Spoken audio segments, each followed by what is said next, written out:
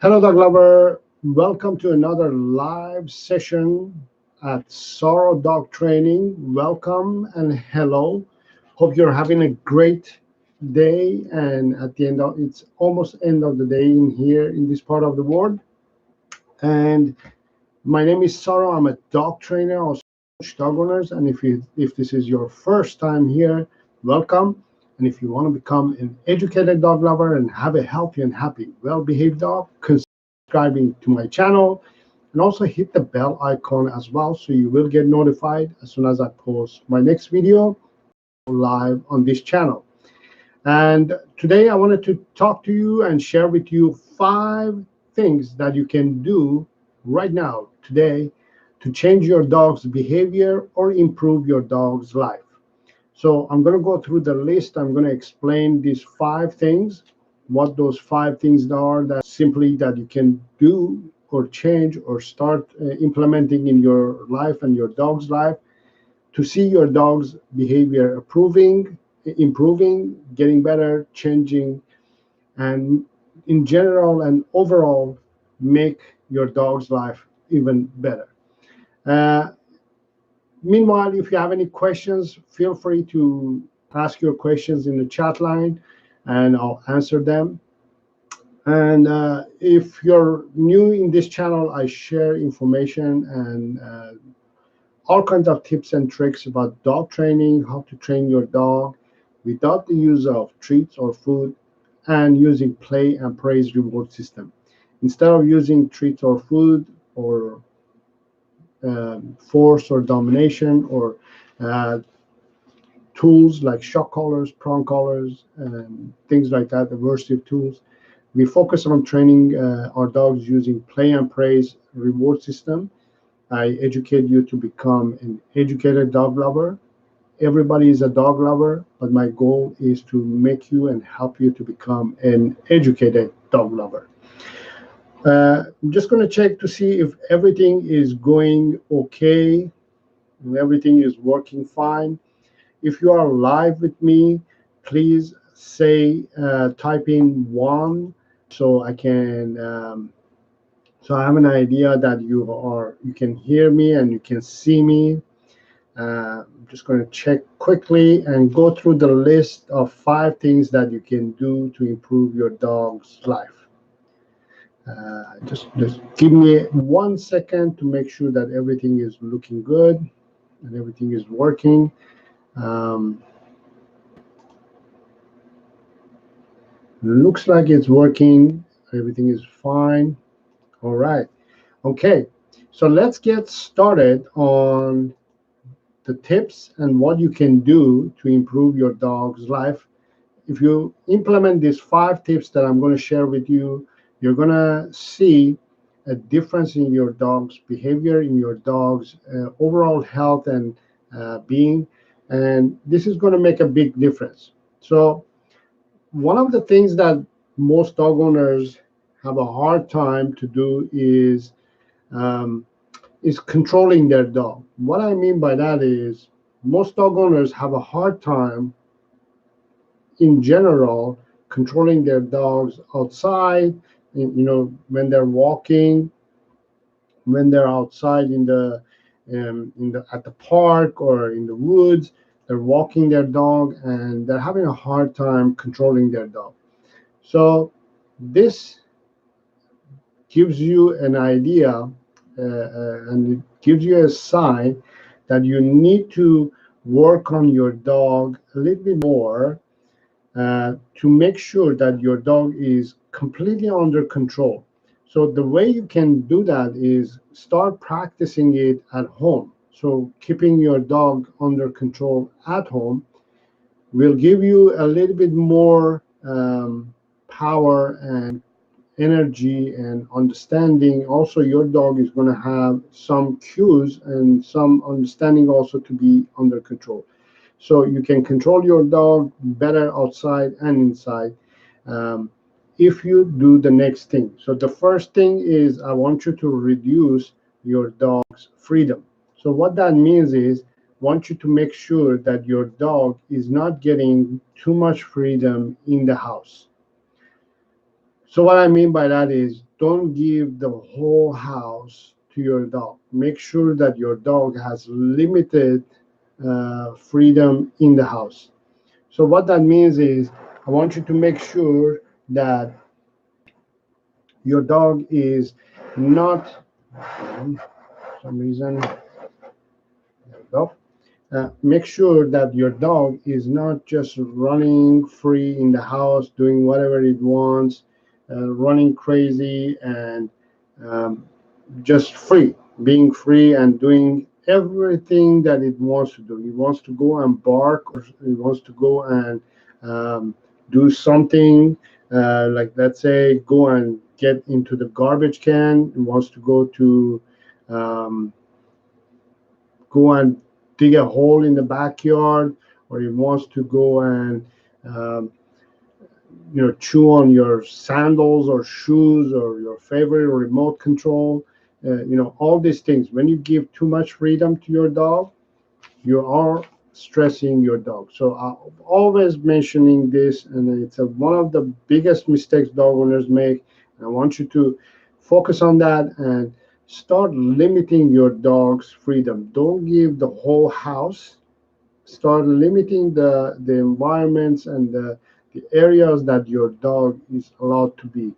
You can either put fences, gates, baby gates, things like that, so your dog is not just running around freely over in the house. Going in the kitchen, going in the bedrooms, going in the living room, run around up and down, upstairs, downstairs.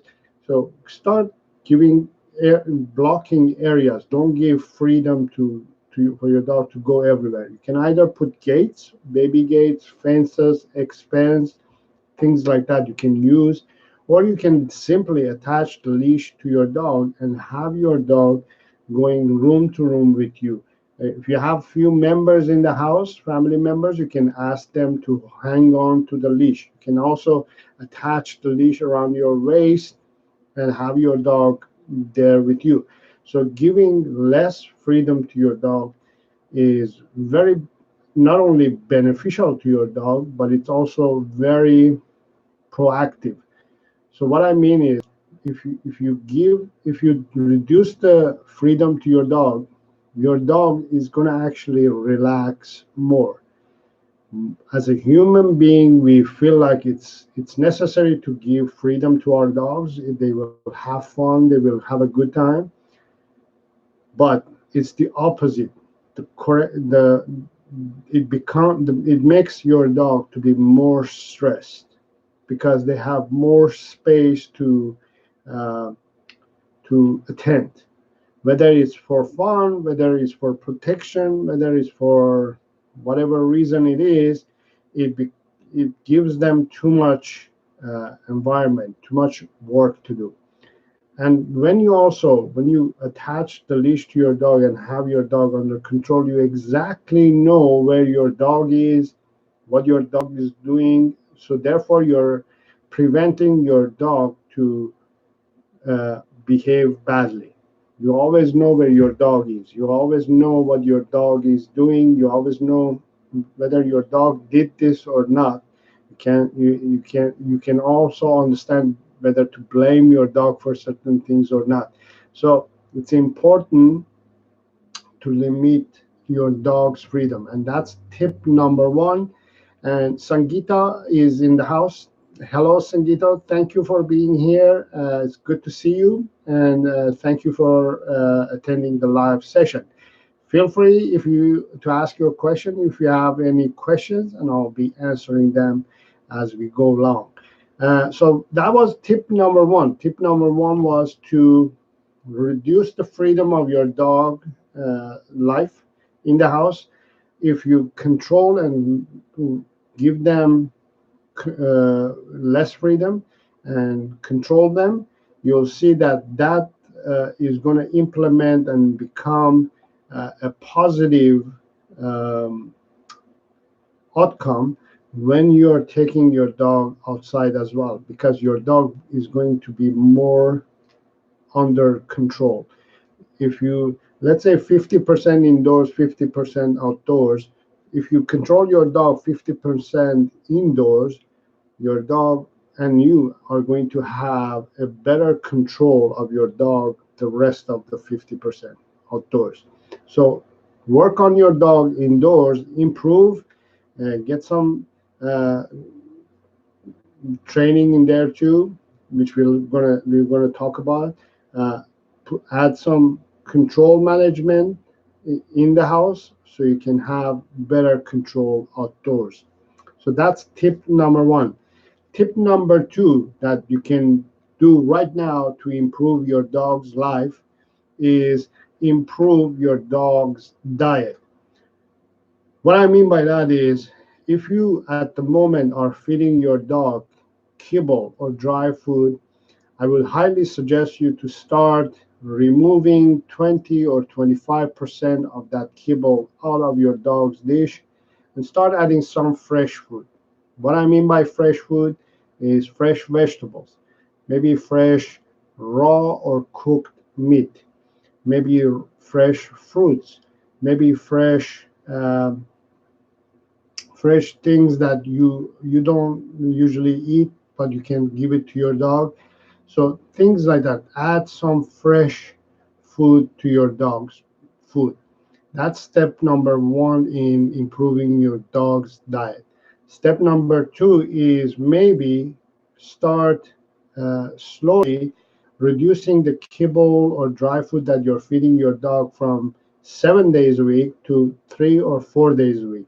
The other 2 or 3 days a week, try to feed some fresh food, either cooked food or raw food. So that way you're introducing fresh food to your dog. Step number three in improving your dog's life is maybe start to gradually transition to cooked food. You can cook your dog's food basically, which is maybe a little bit of meat, a little bit of vegetables, a little bit of egg, things like that you can add in there. Maybe even cook it and just start feeding cooked food. Remove the kibble or dry food completely from your dog's diet. And then slowly maybe transition to raw diet.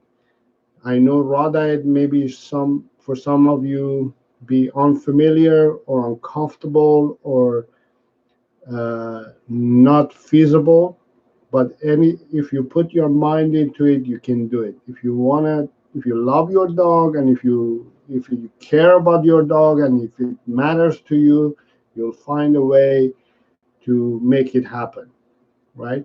So you will come up with some ideas how to fully go raw diet to your dog. So eventually, I want you to improve your dog. I will highly suggest you to improve your dog's diet from kibble or dry food to raw diet.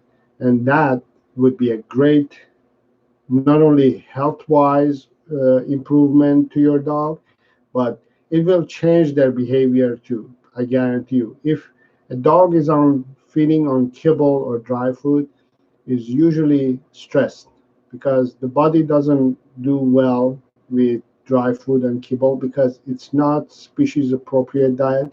So they don't do well with uh, kibble or dry food. So they don't feel good all the time. So therefore they are stressed. That also transitions into bad behavior. So if you change your dog's diet and improve or even change, you'll see that your dog's behavior and also health is going to improve. So that's tip number two. Now, tip number three has to do with exercise. So, exercise is something that not many dog owners focus on when it comes to their dogs. I highly suggest you to at least invest to an hour of exercise for your dog. Every dog is different. Every dog's stage of their age is different, but minimum at least an hour. Every dog needs at least an hour of exercise. 45 minutes, the least. 1 hour is the best. So you could do half an hour in the morning, half an hour in the evening, but break it down to 2 half an hours maybe, but don't do 1 hour at a time. And the reason I like to do half an hour is because it doesn't put too much pressure in your dog's mind and soul and the body when you do an hour. When you do an hour is too much for a dog usually, but when you do half an hour is perfect. They're not extremely tired, they're comfortable tired, they're relaxed, their need has been provided, they're comfortable, they're relaxed with half an hour. But when you do an hour, it just drags it a little bit and becomes too much for them. So divide it to 2 half an hours, and then you'll see the benefits of it as well. So that's my tip number 3, to improve to at least add some exercise. So walking is a good exercise. Um, Allowing your dog to play with other dogs is a good exercise. Letting your dog to play with you with toys, or themselves to play with their toys, or play games on some sort of games. These are good activities for your dog. So provide exercise, and then move to the next level, next tip, which is try to play. Tip number 4, try to add some play and training to your dog. Most people, they have this problem that they're thinking, I don't have time to train my dog. But everybody has 15 minutes a day to spare, right? So for 15 minutes, you can simply and easily play and train your dog. Everybody can do that. 15 minutes, 1, 5, anybody can do it. So you can invest 15 minutes a day to train your dog. And meanwhile, you can play and train your dog. So this is very important. So half an hour, you can walk your dog, right? So the energy level comes down, and the brain is now ready to take in information. You can continue on playing and training your dog for another 15 minutes. So that would be perfect. That would come in general altogether 45 minutes of mental and physical stimulation, which is perfect. Anybody can do it. If you're a dog owner, you can do it. You are a devoted dog lover. You can invest this much effort and time to train and play your dog and exercise your dog. So that's my tip number 4, which is to make sure that you are training and playing with your dog at the same time, training, using play and praise to reward your dog while you're training your dog, which you can find tons of videos on my channel, how to play and train your dog at the same time. Now, tip number 5, this is a little bit tough to explain and tough to say, and maybe tough for you to take, but sharing affection with your dog. We're going to talk about sharing affection with your dog. Many dog owners, what they do, they share affection too much, way too much with their dog. What happens when you share too much affection with your dog? You spoil your dog. It becomes spoiling. You're spoiling your dog, and what happens? Your dog loses its value of affection from you. So when dogs loses its value from affection, next time that you need to use affection to get results, your dog doesn't respond to it because you've given it away so much for free that it has lost its value. So what happens now? Your dog says, whether I'm good, whether I'm bad, whether I do this, whether I don't do that, whether I listen, whether I don't listen, whether I'm cute or not cute, I get affection or not. I get affection all the time. So it doesn't really matter whether I'm a good boy or not good girl. Doesn't matter. I'll do whatever I want. So that's what happens when you share affection at the wrong time and too much. So one of the things that I say is, if your dog, for example, is sitting in the corner cutely or lying down in the corner cutely, and you go and start sharing affection with your dog, oh, what a good boy, what a cutie, and you share affection with your dog, your dog doesn't know that you're sharing affection because it's cute.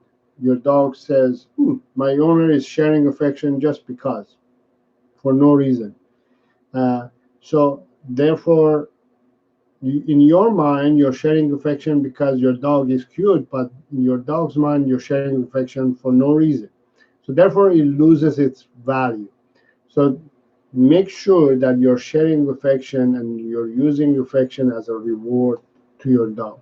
So that's my 5 tips today to to do right now, starting today, to change and improve your dog's behavior and life and well-being.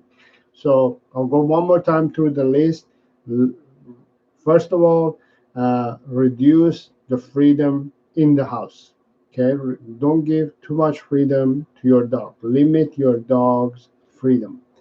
Number 2, start feeding species appropriate diet, which is raw diet. Start slowly, gradually transitioning to raw diet.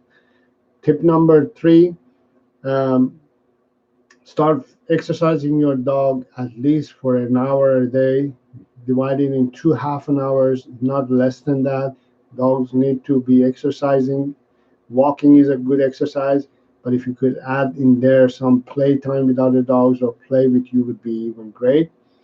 Number 4, add some play and training with your dog as well, but 15 minutes a day. Anybody can spare 15 minutes a day to train their dogs. You could do it. Keep doing it every day. You'll see benefits. And if you need help, yeah, I have tons of videos on my channel that you can watch and improve your dog and learn how to train your dog using training and play at the same time. So you're using play and praise as a reward to train your dog. And tip number 5, share affection as a reward. Don't share affection for no reason. Don't share affection just because your dog is cute. Share affection at the right time with the right state of mind. So those are my 5 tips for today. Hope you like these 5 tips that I shared with you. And if you have any questions, leave those questions in the comments area. And if you have any, if you want to talk about anything, let me know. And if you have video ideas, let me know as well, and I'll share with you, and I'll make them in my future videos. I hope you like this live session and tips. And until next time, have fun with your dog.